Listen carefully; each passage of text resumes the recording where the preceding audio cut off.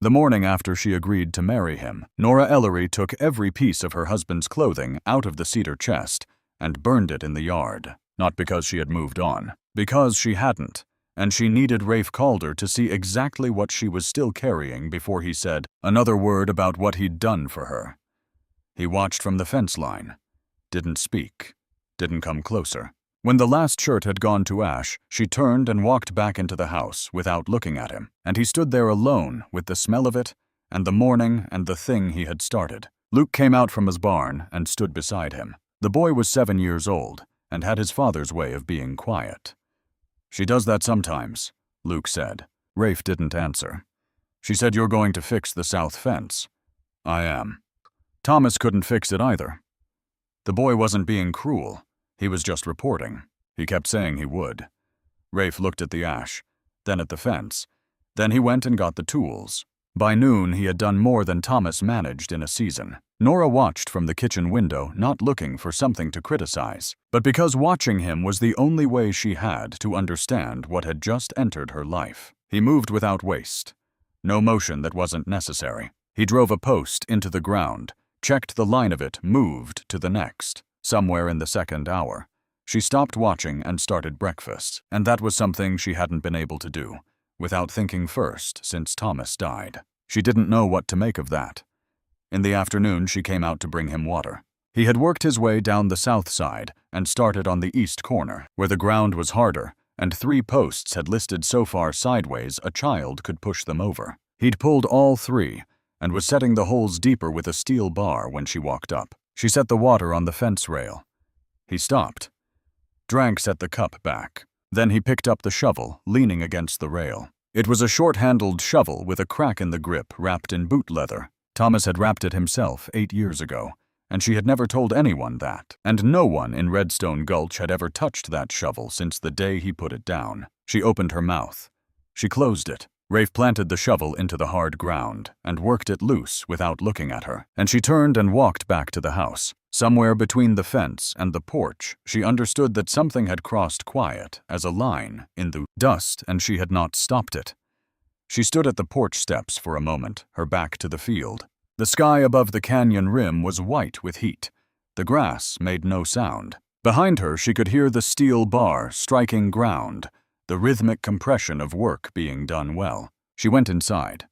She didn't know yet if that was a mistake. The rest of the day, she moved through the house performing ordinary tasks, the kind that don't require thinking, which was what she needed. She swept the floor and washed the morning dishes and checked on the hens and mended a tear in Luke's coat sleeve. She kept the kitchen window closed. She did not go back to the field. At supper, Rafe ate what she put in front of him and said, "Thank you," not effusive, not performative, just a plain acknowledgement, the kind that didn't require a response. Luke talked about a gopher he'd found near the east fence. Rafe said something about gophers, and the conversation went from there. She ate and watched this. After Luke went to bed, she cleaned up. Rafe sat at the table with his coffee, not looking at anything in particular. She moved around him, and he moved his legs when she needed to get past, and that was all. Before she went to her room, she said from the doorway, "The arrangement doesn't change what I said, about no interference." He looked at her. "I know. I run this place." "Yes." She went to bed. She lay in the dark and listened to the house settle, and somewhere in the back, she could hear him at the table, still not moving much, and then after a while she heard him go to his room and close the door. She lay awake for a long time, which was usual. She was not afraid. That was unusual. They married in the county clerk's office on a Wednesday morning. The clerk's pen scratched. Outside the window, a horse moved on the street. The clerk's assistant looked at the wall during the vows, which were short. Luke was on the bench outside when they came out. He looked at Rafe. He looked at his mother. He said, "Are we going home now?" "Yes," she said. They rode home and Rafe went back to the fence. The debt had been paid every dollar, coin, and paper the morning after she agreed. The terms were the same as he'd named them. The marriage, the work, no claim on anything else. She had added her own condition on the porch that same morning. Arms crossed, he didn't explain himself to anyone in town. Whatever people made of him was theirs to make. He'd said all right. That was the whole of it. The first week passed in a particular kind of silence that Nora had no name for. Not peaceful, not hostile. The silence of two people near each other who had not yet established the rules, and both of them being careful not to step wrong before the rules were clear. She noticed she was watching the edges of him, where he stood in a room how close to the doorway, whether he helped himself to things or waited to be told. He helped himself to nothing. He waited. He observed. He had the quality of a man who had learned at some cost to read a room before he put himself in it. He didn't ask where things were kept. He figured it out. He fixed the hinge on the barn door on the second morning without mentioning it, and when she went to push the door open and found it swinging smooth and quiet, she stood there a moment before going in. He slept in the small room off the back that Thomas had cleared 2 years before he died, and then never done anything with. She had put a cot there, a lamp, a hook for his coat. He didn't complain. She noticed the third morning that he had swept the floor, and that he'd placed his boots outside the door, rather than inside, a consideration she hadn't asked for, and hadn't expected. She didn't acknowledge it, but she noted it, the way you note a thing that changes your estimation slightly, without your permission. On the fourth day, Luke asked her at breakfast why the man had come to take the house. We owed money we didn't have. Is the new man going to make us owe more? No. Luke went back to his eggs, and that was all he needed. She envied him that. The ability to take an answer and let it be enough. She got up and went to the desk in the corner and opened the bottom drawer. She had put Thomas's papers there after sorting through everything in the week after the funeral, methodically, because there was nothing else to do, and the neighbors kept coming by with food, and she needed something to occupy her hands. She had read the bank receipts and understood some of what they meant, and put them back. She had not opened the drawer since. She stood at it now and looked at the folded papers. The lamp threw a yellowed light. Outside, she could hear Rafe at the pump. Not yet. She closed the drawer and went back to the stove. On the fifth day, Rafe came in from the field, washed at the pump, and sat down at the table without being asked. Luke talked about a hawk from the upper field, big one, circling a long time. Rafe said what kind it was without looking up. Luke asked how he knew. Rafe said the way it flew, the way it held its wings flat. Luke thought about this, then asked about another kind of bird, and Rafe told him. Then another. Nora ate and didn't speak, and listened to this. Just listened to someone talk to her son, without performing anything, without trying to make something happen. It was an ordinary supper conversation. She couldn't remember the last time she'd had one. On the seventh evening after Luke was in bed, she came to the kitchen and found Rafe at the table with his coat off, working at something with a small knife. He was repairing the shovel's grip. The boot leather had cracked at the seam, working a fresh piece of rawhide into the wrap with careful half-hitches. She stood in the doorway and didn't move. He kept working. He didn't explain himself or apologize. He tied off the last half-hitch, trimmed the tail, and set the shovel on the table. The grip was solid now, better than Thomas had made it. She went to the stove and poured herself coffee. She set a second cup on the table. She went to bed. In the morning, the shovel was back against the barn wall. She picked it up and turned it in her hands and felt the new wrap. She held it there a moment. Then she hung it on its hook inside the barn door, where it would be easy to reach. That was the first week. She had thought the hardest part would be explaining the arrangement to people. She was wrong. The hardest part was subtler. It was learning to move through the house with a person who paid attention to the same things she paid attention to. Thomas had moved through rooms looking for the thing he needed in the moment. A nail. A cup, a name. Rafe moved the way she did, noting what was there, adjusting accordingly. After a few days, she caught herself leaving things where she found them, rather than where they were easiest, for her because the arrangement suited someone else. She noticed this, and wasn't sure how she felt about it. She noticed also that Luke was sleeping better. He had been a light sleeper since Thomas died, waking at sounds that weren't there, coming to her doorway in the dark. In the second week, he stopped. She didn't know if it was connected. She suspected it was and moved on. 3 weeks in, Luke started bringing water to the fence. It became a thing, without anyone deciding it would. He would fill the canteen at the pump after his morning chores and carry it out to wherever Rafe was working, and Rafe would stop and drink and hand it back, and sometimes say something, and sometimes not. Nora watched from the house for 2 mornings and said nothing. She told herself she was collecting information before she decided anything. One afternoon, she came out toward the south field, a loose board in the hen yard, and heard Luke's voice before she saw them. She stopped. "Did you know my pa?" Luke asked. A pause. Then Rafe, "No. He worked this fence, too. He said it was the worst fence he ever built. He was probably right about that." Luke laughed, the short, sharp one he had that was too loud for his size. He used to hum when he was working. "I don't remember what song. It wasn't any song you'd know. He just made it up." Silence. Just the sound of work continuing. "I don't really remember his face that good anymore," Luke said. Not sad about it. Just reporting. "Mama has a photograph, but I think I remember the photograph more than I remember his face." Nora walked back to the house.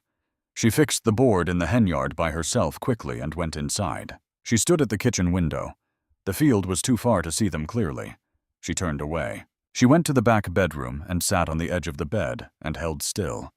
She didn't cry. She had cried everything she had in the first month, and after that, the grief had changed something harder and less clean, and she hadn't been able to name it, until now, sitting there with the sound of a 7-year-old's voice in her head, matter of fact about forgetting his father's face. She was angry at Thomas, not grieving him. Angry. For dying before the boy's face had fixed itself in the boy's memory. For borrowing against the land without telling her. For saying he would fix the fence and never fixing it. For all the things he said he would do and kept not doing. And for dying and leaving the not doing behind like everything else hers to manage. Hers to explain to a child who was trying to remember the shape of a face from a photograph. She sat there until the feeling settled into something she could put down, and then she went back to the kitchen. That evening, Rafe came in and washed and sat down. He said while she was at the stove, "Luke told me something today. About Thomas. I thought you'd want to know." "What was it?" He told her about the song, the one Thomas had made up, the humming when he worked.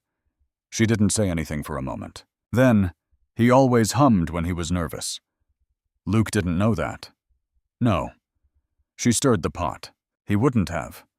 She breathed carefully for a few seconds, then said, "Thank you for telling me," and that was all. They ate, and Rafe talked to Luke about the Hawks again, and Nora didn't have to say much at all. That night she lay in bed and thought about the angry feeling and the grateful feeling, sitting side by side, in her chest, not canceling each other out.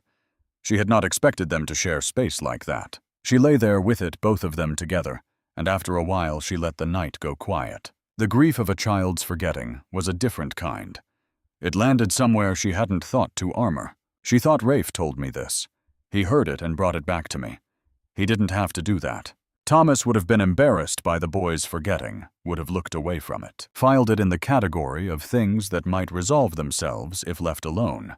Rafe had not looked away. She lay awake a long time, thinking about what it meant to be seen clearly by someone who had no obligation to look. 6 weeks into the arrangement, Victor Langford came to the property. He didn't come to the house. That was the first thing she noticed, the way he walked the fence line from the road, as though the fence line were his to walk. He had a man with him carrying a surveying tripod. They started at the northeast corner and worked south, stopping to measure, marking something in a notebook. Rafe was in the lower field. He saw them before she did. She was in the garden when she heard the survey chain clink and looked up. She watched Langford move along the eastern boundary. He was composed 50-something clean coat, even in this heat, the kind of composed that came from never needing to hurry, because the leverage was always already in your possession. She had met him once in the bank when she'd gone to ask for time on the debt. He had listened fully and said no without raising his voice, and the courtesy of it had been almost worse than cruelty. He did not dislike her. She simply didn't enter into his calculation. At one point, he looked across the field at Rafe, who had stopped working and was standing still watching. Langford smiled. Not at Rafe, exactly. At some piece of information only he currently held confirming itself. He left without speaking to anyone. Nora stood in the garden, with a handful of weeds she'd forgotten she was holding. That afternoon, she and Rafe rode to town for supplies. At the post office, a deputy she knew by sight, Crane, appointed the year before, stepped out from the sidewalk and asked Rafe to stop. He asked for identification. She felt the stillness in Rafe beside her on his horse. The way his hands did not move on the reins. The way he looked at the deputy without expression, calculating something quickly that she could not see. He reached into his coat and produced papers. She couldn't read them from her angle. The deputy read them without rushing, wrote something in his notebook, handed them back. He tipped his hat at Nora and went back inside. She and Rafe got their supplies and rode home. On the road she said, "Were those real A pause. Real enough." She didn't ask again. She thought about it, turned it over twice, and decided it would not change anything she needed to know right now. If the papers held, they held. She would find out when they didn't. She looked at the deputy's door once on the way out of town, and then faced forward and rode. That evening, Rafe walked the eastern fence line after supper. She watched from the porch, his shape moving against the last sky above the canyon wall, moving slowly, checking something she couldn't see. In the morning, there was a pile of stakes at the road's edge. Surveyor's stakes pulled clean and stacked neat right where the road met the property line. She had not heard him go out. She stood at the porch and looked at the pile for a while, then went inside. She opened the desk drawer. She took out the top receipt and turned it over. At the top, in small type she hadn't noticed the first time she sorted through everything, the Langford Merchant Bank. Branch office Redstone Gulch. Primary office Cutter's Creek. She read it twice. She put it back and closed the drawer, and sat there a while longer with her hands flat on the desk. Outside, the canyon was absolutely still. She didn't know yet what it meant exactly. She thought she was beginning to. She went to bed. She saw the wanted poster on a Tuesday morning. She was at the post office to mail a letter to her sister in Abilene. She wrote once a month, had done for years. Though she never told her sister much, that was true. And the poster was tacked to the board outside, along with the other notices. She read it twice, slowly. The drawing was a poor likeness, but recognizable if you had spent 6 weeks watching the same man across a breakfast table. The name on the poster was not Rafe Calder. Bank robbery, it said. Cutter's Creek, 3 years prior. Reward posted by the Langford Merchant Bank. She looked at the name on the poster. She looked at the street. Then she reached up and unpinned it. No one saw her, or if they did, they said nothing. She folded it and put it in her coat pocket and mailed her letter, and rode home. She put Luke to work in the barn, made sure he had enough to keep him for an hour. Then she went to the kitchen and set the poster on the table and sat down and waited. Rafe came in from the field at his usual time. He washed. He came to the table. He saw it. He stopped. He looked at it for a moment without touching it. Then he sat down across from her. Neither spoke. "I need to know if there's more." "There isn't more paper. There's more story. Tell me the part that matters." He looked at the poster a moment longer. Then he told her. He had taken money from the Langford Merchant Bank in Cutter's Creek 3 years ago. Not for himself, because a specific account held funds that belonged to families who had been foreclosed on. Money the bank had mismanaged and refused to return. He had taken that money and given it back. Not all of it. Enough. He did not tell her everything. She could feel the shape of what he was leaving out. She had asked for the part that mattered, and she had gotten it. She picked up the poster and folded it again. "All right," she said. She got up and cleared the table. He stayed seated. When she came back, she sat down, and they were quiet together for a while. Outside, Luke's voice floated up from the barn, the one-sided conversation he had with the horses when he thought no one was listening. She had not flinched when the poster landed on the table. She had not gone tight when he told her what he had done. She had folded the paper and said all right, and gotten up to clear the plates. He didn't ask about any of that, and she didn't say, not yet. Luke brought water to the fence that Saturday morning and asked Rafe if he'd ever lived anywhere a long time. Rafe set down the post driver. "Once," he said. "Where? A town called Cutter's Creek." Luke handed him the canteen. "Why'd you leave?" "Thought it would help." "Did it?"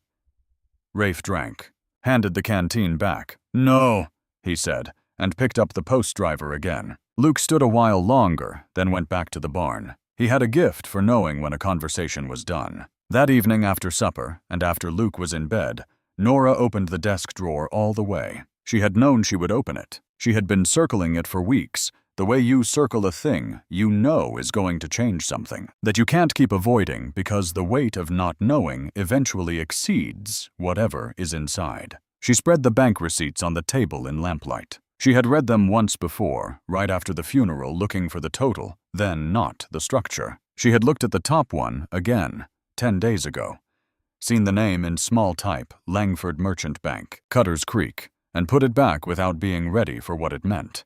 Now she read each one fully. The loan had been taken against the land in the autumn 2 years before Thomas died. The interest terms were unusual rates that compounded in a way she'd never seen in any fair contract. She had read enough agreements in her life to know what a fair one looked like. This was not a fair one. She heard Rafe come in from his evening walk. She heard him pour water at the pump and come to the kitchen doorway and stop when he saw the papers. She looked up. He was looking at the receipt, at the name at the top. "You've seen this before," she said. Not a question.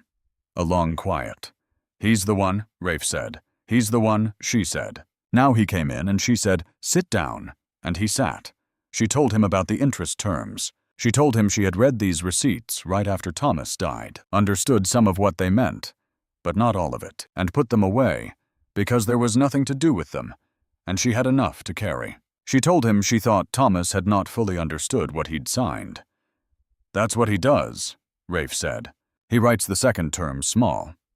You've seen this before. Cutter's Creek, 20 families. He'd come in friendly loan money. 6 months later, the rates adjusted, and nobody could meet the new payments. He took the land. The families scattered. And the money you took was recovery money, funds those families were owed from accounts he'd closed out wrong. I knew someone at the bank who could tell me which accounts were real and which were manufactured. I took what I could prove was real." He stopped. "I left the rest." She nodded. "Then, what did Thomas spend it on?" "I don't know." "I do." She had found the other papers during the same funeral week sorting. A land speculation purchase in a county to the north, listed under a partnership name she'd never heard a bet on development that never materialized. A gamble. Thomas had borrowed against her land to make a gamble he never told her about, and the gamble had failed, and he had never told her that either. She had carried this for over a year alone in the drawer. She said it aloud now for the first time. She said it plainly without inflection, and when she was done, she folded the receipts and set them aside. Rafe sat with all of it. He didn't try to say something useful about Thomas. She was grateful for that. After a while he said, "The money I used to pay the debt. It was his money recovered." "Yes." "He's going to know that eventually, if he doesn't already." "Yes." They looked at each other across the table. What passed between them was not comfort exactly, but recognition, two people who had been carrying separate pieces of the same thing, laying them out together for the first time. She picked up the receipts and put them back in the drawer. She left it open slightly. She had written 6 weeks ago to a man named Aldous Hearn, a former employee of the Langford Merchant Bank's Cutter's Creek office, whose name had appeared in a territorial newspaper article she'd clipped and kept. She had written carefully, said what she had asked, what he knew. He had written back twice. She had read both letters and put them with the receipts, and done nothing yet, because she hadn't known exactly what she was building toward. Now she thought she knew. She left the drawer open. She went to bed. Langford came to the house on a Friday afternoon, 10 days after the night with the receipts. Rafe was in the lower field. Nora saw the horse coming up the road from the kitchen window and did not go to the door to call Rafe in. She took off her apron and went out to the porch. Langford dismounted with the ease of a man who had done this on 1,000 pieces of other people's property. He tied his horse at the post and said good afternoon. She said good afternoon. He took off his hat. "I'd like a word," he said. "Privately. Luke is at the McAllisters." She didn't move from the porch. "You can say what you want." He came up the steps and stood at the far end. He looked out at the field for a moment, with the patience of a man who is never the one waiting, always the one making the other person wait. "The man you've taken on," he said. "The one working your field." She waited. He reached into his coat and brought out a wanted poster, a different copy than the one she'd taken down. Better printed, clearer drawing. He set it on the porch rail between them. "I've been doing some accounting," he said. The funds used to retire your debt were not legitimate funds. They were removed from a Langford merchant bank account 3 years ago by an individual subject to a federal warrant. He tapped the poster. This individual, which means the debt was not legally retired, which means it still stands. He let that settle. I am not pursuing that, he said. I'm here because I think there's a reasonable solution. The man is wanted. When the warrant catches up with him, and it will, his presence on this property creates legal complications for you. The association alone. He shook his head. You have a child in the house. What do you want? Simply don't obstruct. He said it like something rehearsed into naturalness. When the time comes, I'm asking you to not do anything. In return, I will formally retire the debt. Forgiven. Your land is clear. You continue your life. He looked at the field. 3 days to think it over. Yes, he put on his hat. He rode away. She stood on the porch for a long time after. She was aware of the fence on the south side, the straight repaired line of it running to the corner. She was aware that she was holding the shape of his offer in her mind, and examining it from all sides, and that the examining itself said something about her that she didn't want to accept. She went inside. 20 minutes later, she heard horses on the road. Rafe returning from town, he'd gone for a pump part that morning. She heard him stop. She went to the window. Langford was still in sight on the road a quarter mile out. Rafe had pulled his horse up and was looking at that figure. He sat very still. This was different from his usual stillness. This was the stillness of recognition of something arriving that he had expected for years, and not quite prepared for after all. He came in a few minutes later. He pumped water and washed and came to the kitchen doorway. She was at the table. He looked at her. She looked at him. I know who he is, Rafe said. I know what he offered, she said. He sat down. Tell me. And she told him the whole of it. The stolen funds accusation, the legal argument, the forgiven debt, the 3 days. The word obstruct, and how he'd said it like it cost him something to be that generous. Rafe listened without moving. When she finished, he was quiet a long time. Then, what are you going to do? She said, I don't know yet. Then because she had decided she wasn't going to carry this particular thing alone any longer, she said, I knew about Cutter's Creek before I said yes. Before the wedding, the county sheriff from the next district had a file. I asked to see it. He went still. Not the recognition stillness, something older than that. She kept her eyes on the table while she said the rest of it. I knew about the warrant. I knew about the robbery and what you said it was for. I made a decision with that information. I'm telling you now because you should know, and because I'm not going to ask for your help with something while keeping a thing like that to myself. He didn't say anything for a long time. He got up and went to the window, not to look at anything, just to put some distance between himself and the size of what she'd said. He stood there. She didn't speak. After a while, he came back and sat down. Why did you say yes? He said. Knowing. She thought about it. Because you came and told me the truth about what you were offering.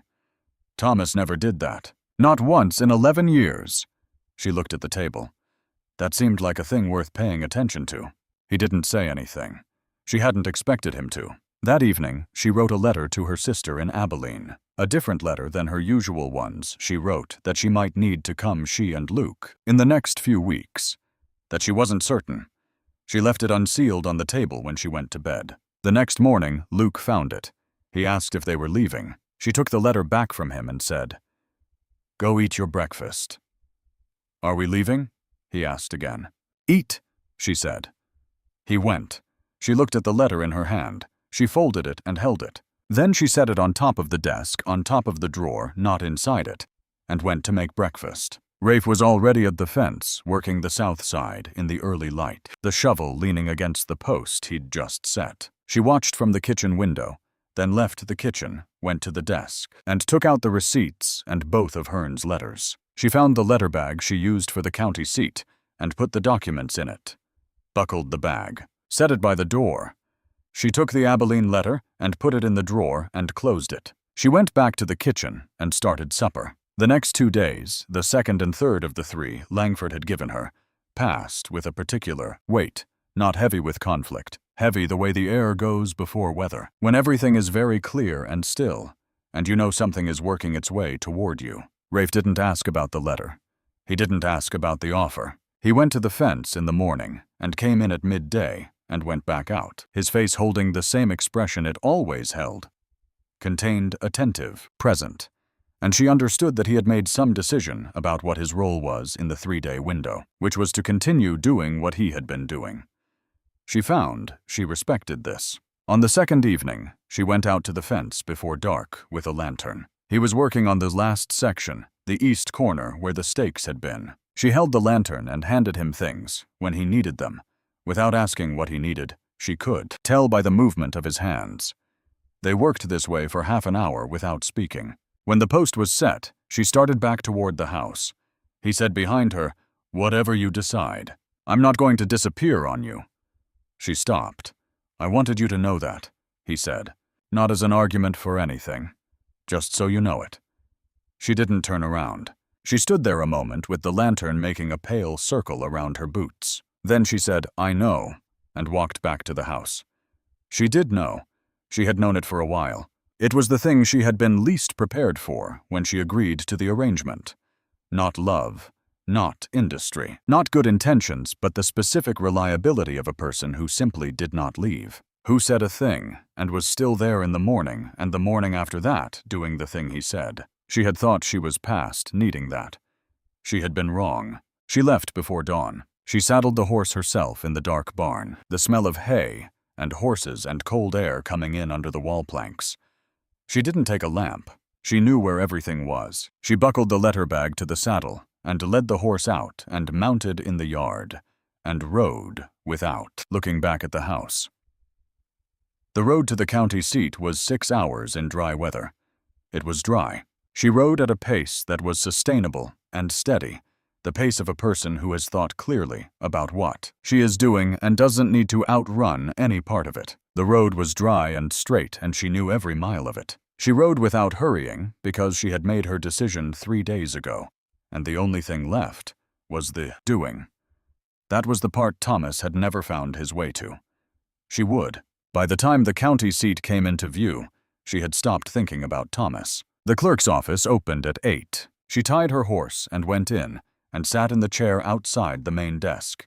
2 people ahead of her. She waited without fidgeting the way she waited for most things. When her turn came, she set the letter bag on the counter and explained what she had, clearly and without emotion.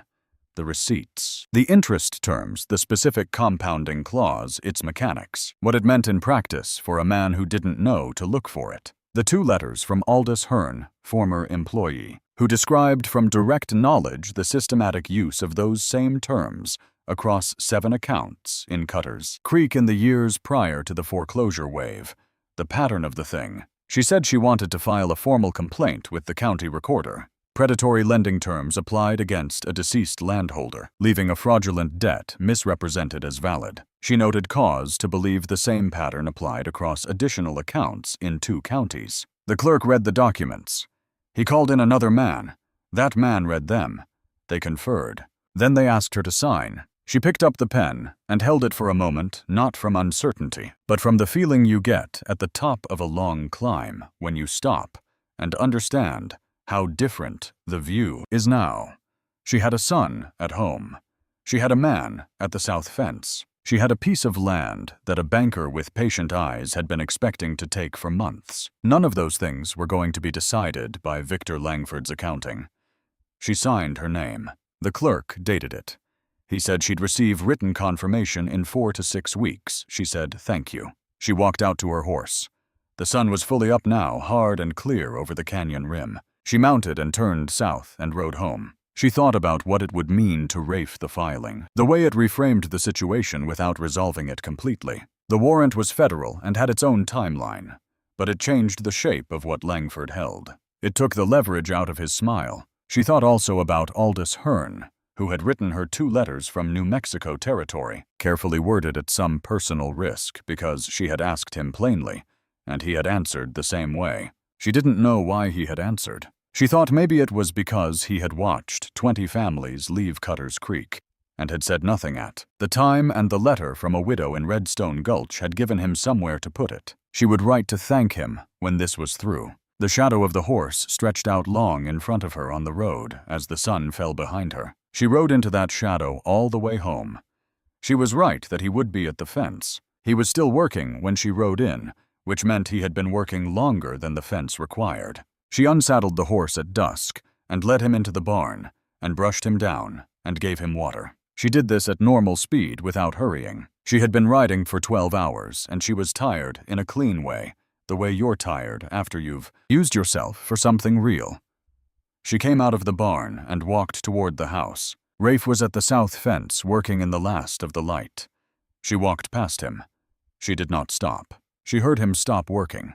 She went inside. She went to the stove and put water on. She stood at the counter and looked out the window at the last of the sky, orange at the horizon, gray above, and she heard his boots on the porch and then on the floor. She said without turning, "I filed against Langford. Fraudulent terms on Thomas's loan. I had the receipts and 2 witness letters from a former employee of his bank in Cutter's Creek. The county recorder has it. It'll take weeks, maybe months to work through, but it's filed." She heard him come further into the kitchen. She heard him stop.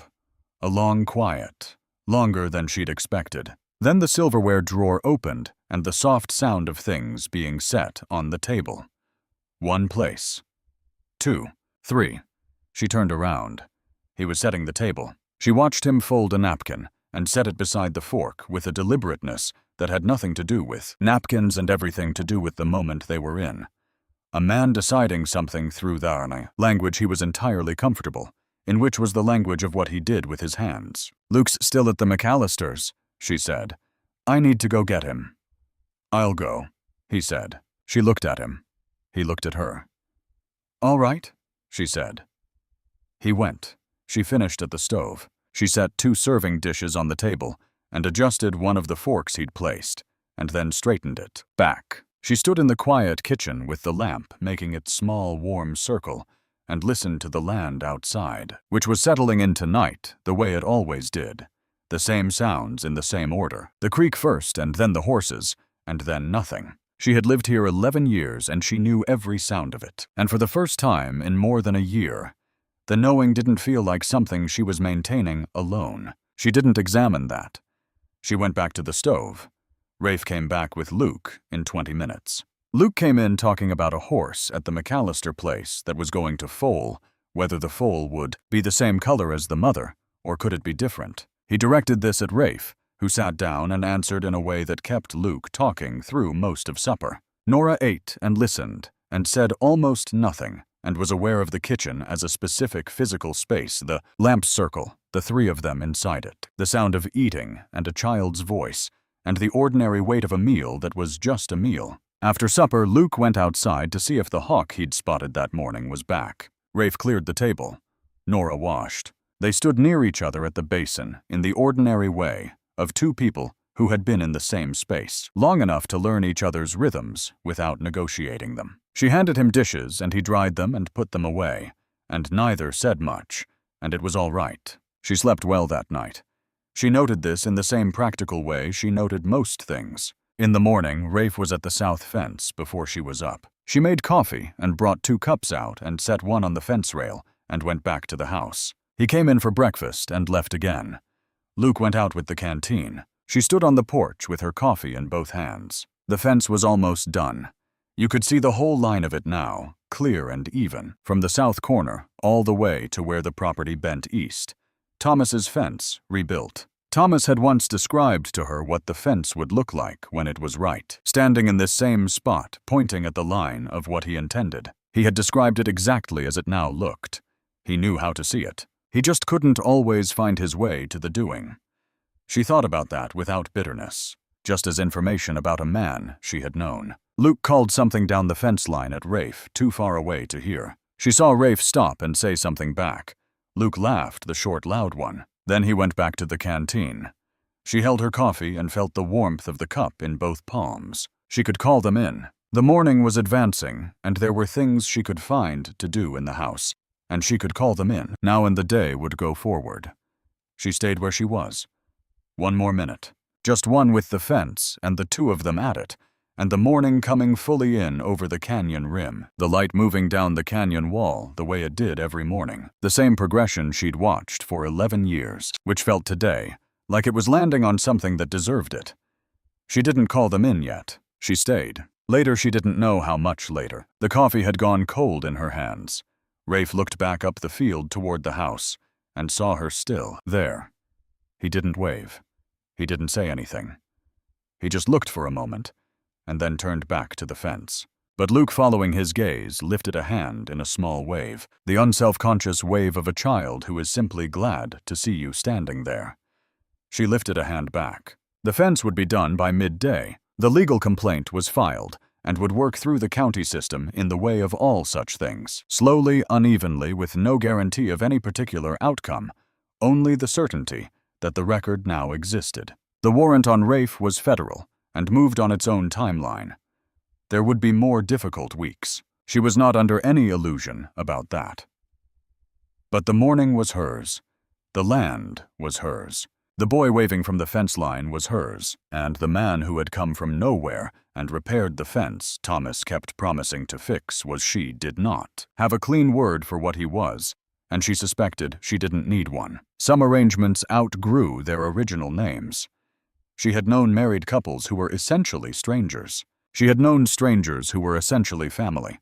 The words were always approximate. The sun had cleared the canyon rim fully now. The light that had been orange and slant was white and direct, the specific white of a morning that intended to be warm, and the fence line cast a straight shadow on the pale grass, and the shadow would shorten as the morning continued, and by noon it would be gone. She would call them in then, when the shadow went, when the fence was done, when the morning had finished being what it was. Not yet. Some debts are paid with money. The ones that matter are paid with the decision to stay, not because you owe it, but because you have become without quite knowing when the kind of person who does. This is a work of fiction created for storytelling and entertainment purposes only. All characters, events, and locations depicted are entirely imaginary. If this story moved something in you, the questions it raises about trust, forgiveness, and the quiet courage of ordinary choices, we'd love to hear your thoughts in the comments. What would you have done in Nora's place?